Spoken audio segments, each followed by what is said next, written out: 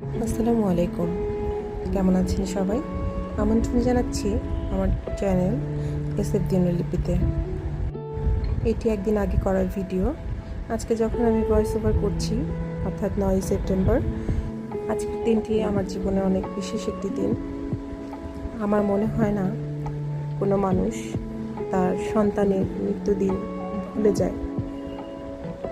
আজকের দিনটি আমার বড় ছেলে ইমাম হাসানের জন্ম এবং মৃত্যুদিন। 2017 সালের এই দিনে আমার প্রথম ছেলে, বড় ছেলে দুনিয়াতে আসে এবং জন্মের মাত্র 1 ঘন্টা পরই সে আমাদেরকে ছেড়ে বেহেশতের ফুল হয়ে চলে যায়।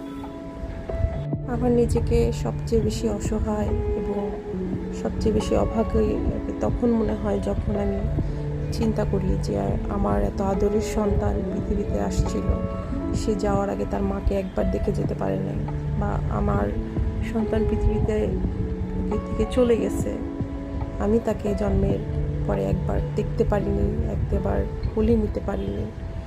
মা এবং সন্তানের এই যে না দেখা একটা সম্পর্ক আমাদের মাঝখানে রয়ে গেল, আমার কাছে মনে হয় যে এই কষ্ট আর কি আমার কখনোই যাবে না, কখনোই না।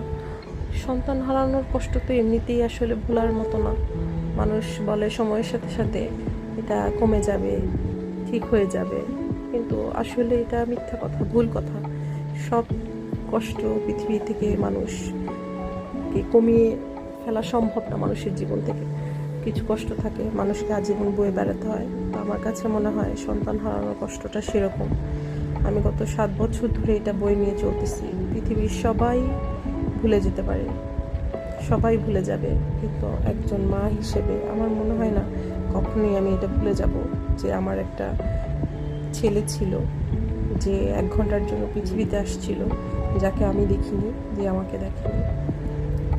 এটা আমার কাছে মাঝে মাঝে মনে হয় হয়তো বা জানি না আল্লাহ কেন করছেন, কিন্তু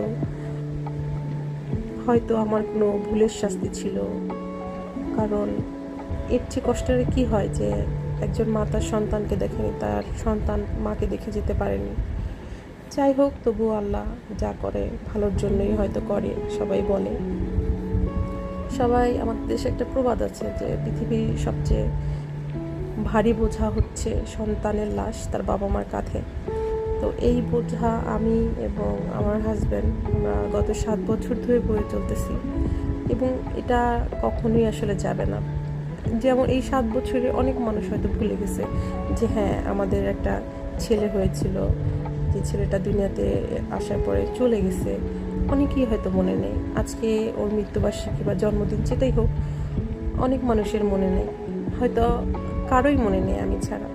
কিন্তু আমি মা, আমি এটা গত 7 বছর ধরে কোনো বছর ভুল হয়নি, এবং আগামী 70 বছর যদি আমি বেঁচে থাকি তাও আমার মনে হয় না কোনো দিন আমি এটা ভুলতে পারবো যে এই দিনটা আমার ছেলের পৃথিবীতে আসার এবং আমাদেরকে ছেড়ে চলে যাওয়ার একটা দিন। তো আমি যে তাকে দেখতে পারিনি তার পেছনে কারণ ছিল, তখন আমার অবস্থা এত ক্রিটিক্যাল ছিল, আমাকে দেখানোর মতো কোনো অবস্থা ছিল না। এবং তারও যে অবস্থা ছিল মৃত্যুর পরে, তার দাফন কাফন এসব করতে করতে আসলে সেই সময় সুযোগ হয়ে ওঠেনি। এবং ডাক্তারদেরও নিষেধ ছিল যে আমাকে এই মুহূর্তে যেন না দেখানো হয়, তাহলে হয়তো সেটা আমার জন্য আরও বেশি সমস্যা হবে, কন্ট্রোল করতে পারবো না। তো যাই হোক, এইভাবেই জীবন চলতে হয়।